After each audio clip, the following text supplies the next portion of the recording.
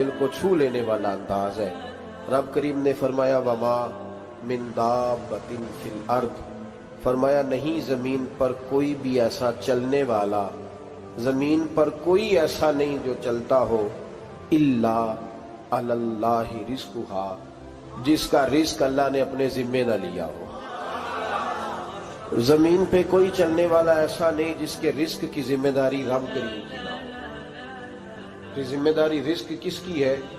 बोल के बताएं, बोल के किसकी जिम्मेदारी है जी?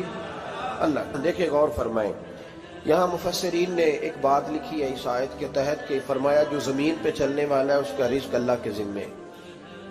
फरमाते हैं कि ये अल्लाह ने हमारी अकल के मुताबिक हमसे बात की, वरना आसमानों में जितनी मखलूक है रिस्क उसका भी अल्लाह के जिम्मे ही है। यहाँ जो फिल अर्द के लफ्ज है जमीन पे, वो हमें समझाने के लिए कि तुमने तो सिर्फ ये दुनिया देखी है ना, तो जिसको तुमने देखा है वो सब खाते अल्लाह का दिया हुआ ही है। तो जो हमने देखा था रब करीम ने उसके मुताबिक हमें समझा दिया।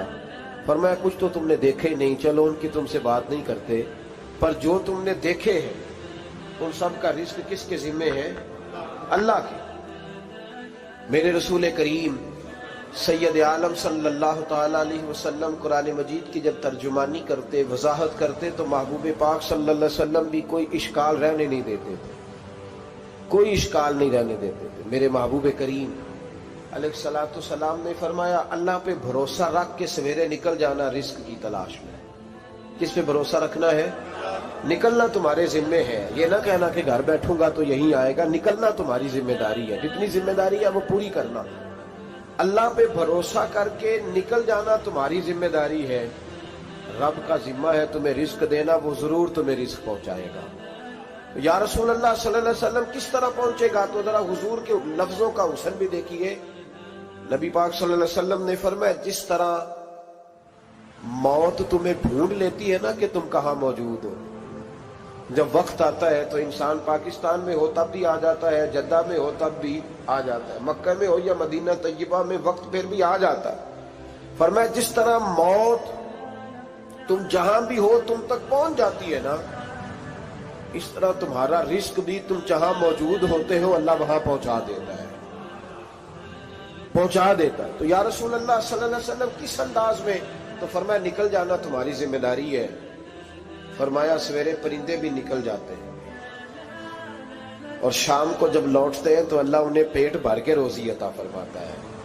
हालांकि उनको नहीं पता होता हमारा कारखाना कहाँ है, हमने कहाँ जाके मजदूरी करनी है। उनको नहीं पता होता कि हमारा दफ्तर कहाँ है, हमने किस ऑफिस में बैठना है।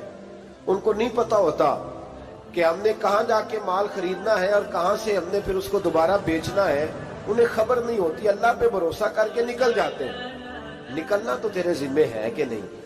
फरमाया वो तू ड्यूटी कर, शाम को अल्लाह जो रब परिंदों को रोजी देता है वो तुझे भी अता फरमाएगा। मैं कहता हूं सोच कितनी कमजोर है उस आदमी की जो कहता है कैसे मिलेगा। कितनी कमजोर सोच है। जो रब बैल को रोजी देता है, बकरी को रोजी देता है, इस जमीन इस धरती पे अगर बसने वाला ऊंट भूखा नहीं सोता, चले ये तो पालतू जानवर होते हैं, इस धरती पर बसने वाली अगर बिल्ली और कुत्ता रोटी खा के सोते हैं तो तू तो अशरफुल मखलूकात है। तूने अपने ज़हन में क्या टेंशन पाल लिया है कि नहीं आएगा तो मर जाऊंगा, क्या बनेगा, किस तरह होगा? तू क्यों इतना परेशान हो गया? भाई माली परेशानी सबसे ज्यादा उस बंदे ने ओढ़ ली है जिसकी तवक्कुल की बात कमजोर हो गई है। तू सीधी तवज्जो अपने रब करीम की जानिब रख, सीधी तवज्जो अल्लाह की जानिब कर। रब फरमाते हैं जिम्मा तेरा नहीं, जिम्मा मेरा। देखिए ना तनख्वाह एक आती है घर में, जब एक बच्चा होता है तो तब भी काम चलता है, जब अल्लाह दो बच्चे दे दे फिर भी उस तनख्वाह से काम चलता है, जब तीन हो जाए फिर भी चलता है, जब चार हो जाए। नहीं आप ना भी बोले तो बात तो सही है, बहरहाल काम फिर भी चले। उसी तनख्वाह में से जब बंदा बड़े बेटे की शादी करके बहू ब्याह के ले आए तो फिर भी काम चलता है।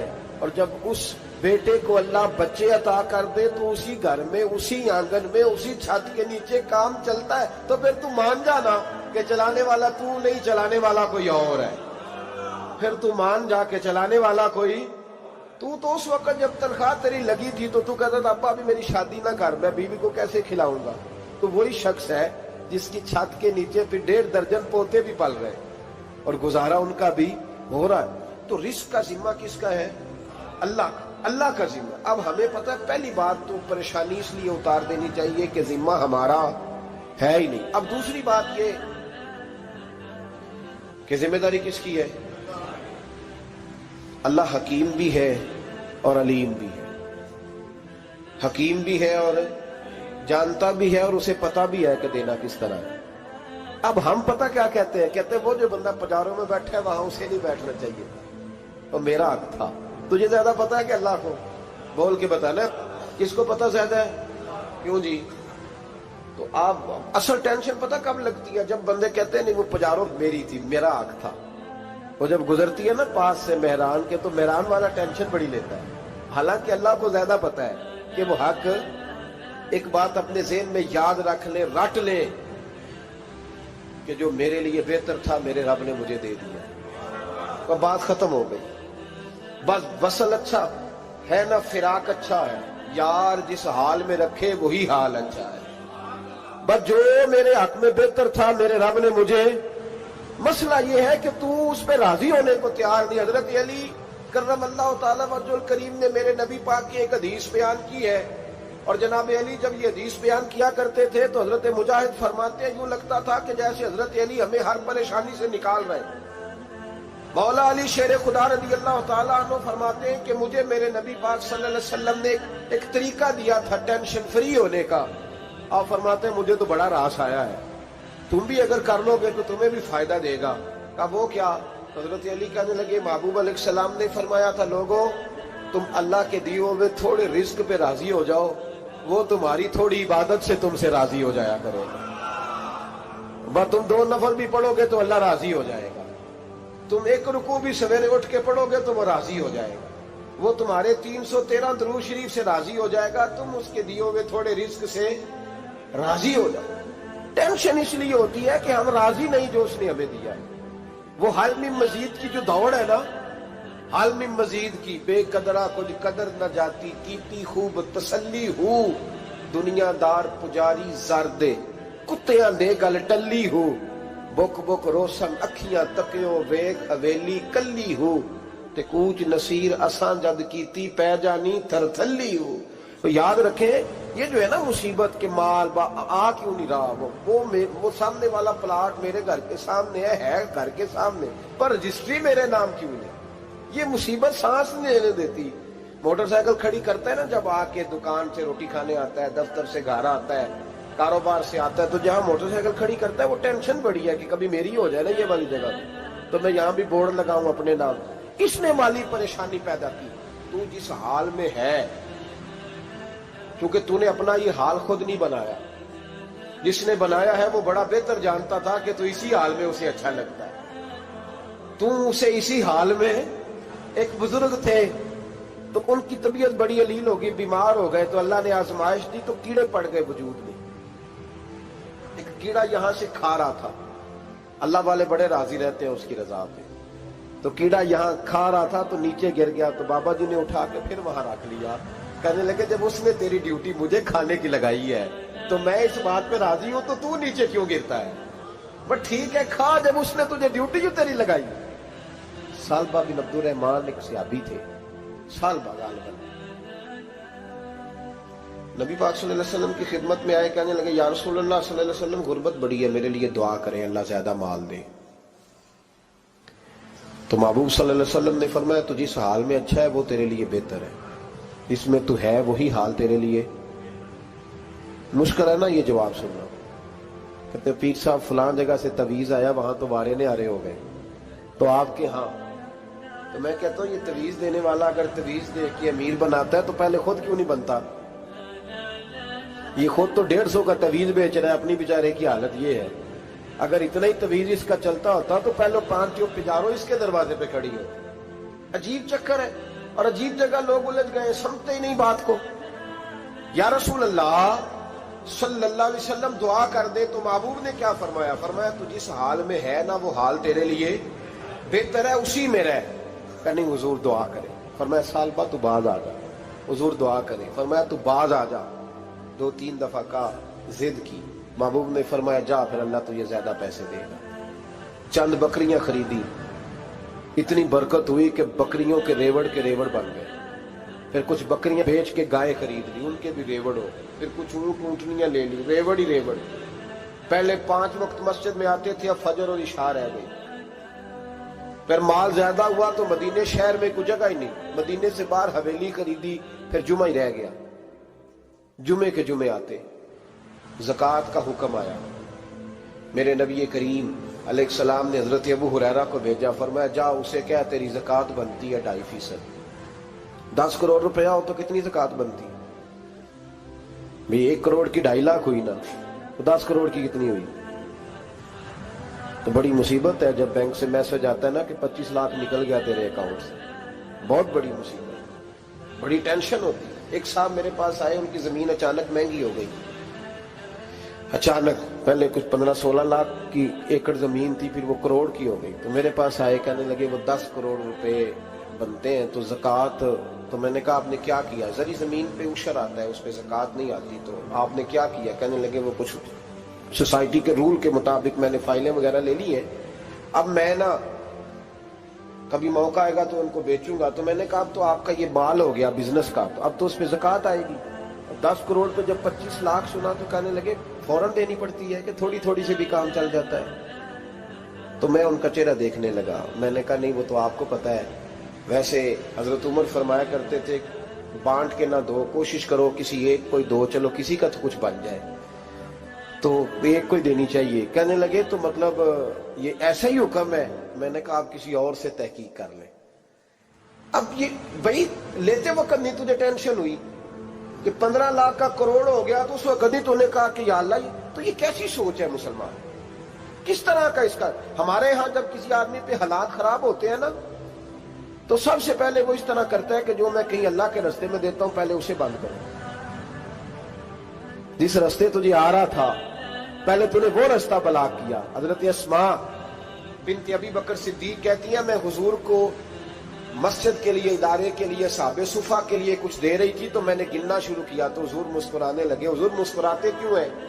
तो फरमाते लगी, महबूब फरमाने लगे अस्मा अल्लाह के रास्ते में गिन गिन के न दिया कर, वरना वो भी तुझे गिन गिन के देगा। तू उसके रास्ते में बेहिसाब दे, वो भी तुझे बेहिसाब ही अता फरमाए।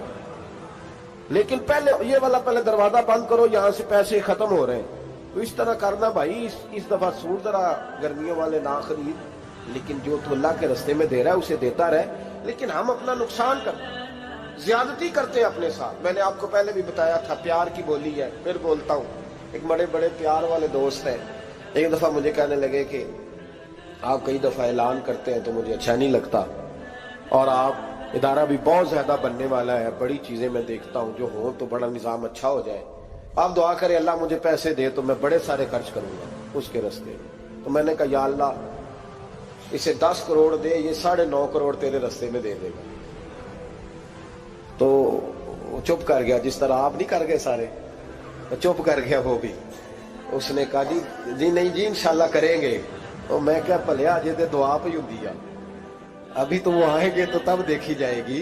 तो तू यही अड़ गया, यानी 9.5 करोड़ अल्लाह के रास्ते में खर्च करने की दुआ पे भी आमीन कोई नहीं कहता कि चलो आमीन ही कह दे। तो मैं क्या तेनू तो 50 लाख बचता सी पिया, लेकिन तू इस सौदे पे तैयार है।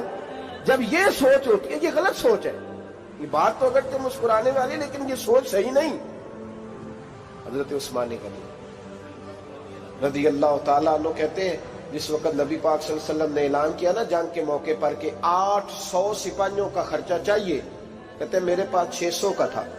यहाँ एक रवायत में हुजूर ने 1000 का ऐलान किया तो मेरे पास 800 का था। जब 2-3 दफा नबी पाक ने ऐलान किया तो कहते मैंने खड़े होके कहा या रसूलल्लाह पूरा 800 मेरी तरफ से।